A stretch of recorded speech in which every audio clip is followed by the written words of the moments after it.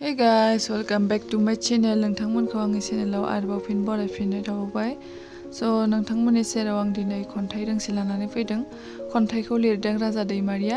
आं आवरायनो सानबाय आरोना नोंथांमोननि सेराव। नोंथांमोना आंनि खन्थाइ आवरायनायखौ जोबजासिम नायलांबानो जाबाय, खोनासंलांबानो जाबाय।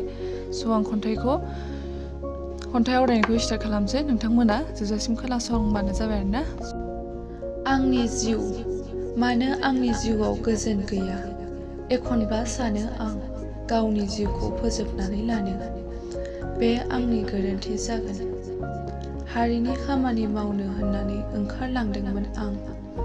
बेवहायबो आंनि जिउखौ जुदि फोजोबना लायोब्ला बे आंनि गोरोन्थि जागोन। गोजोन गैया आंनि जिउआव। आंखौ दासान गोजोन मोनजादों होननानै। खेबसे ओंखाम जानायाव आं सानो गोसोआव आंनि हारिनि बाथ्रा एबा नखरनि खोथा। बिसोरबा माब्रै दं? खुलुमबाय। एसेयावनोसै आंनि खन्थाइ आवरायनाया। नोंथांमोना आंनि खन्थाइ आवरायनायखौ मोजां खोनादोंब्ला लाइक खालाम, कमेन्ट खालाम आरो शेयार खालामनानैबो हो आरो आंनि चेनेलखौ साबस्क्राइब खालामनानै हो आरो बेल आइकनखौबो थुनानै हो फ्रेन्ड्स, जाहाथे आं गोदान भिडिअ हगारो नोंसिनियाव थाब थाब मोनबाय थायो। बाय बाय फ्रेन्ड्स।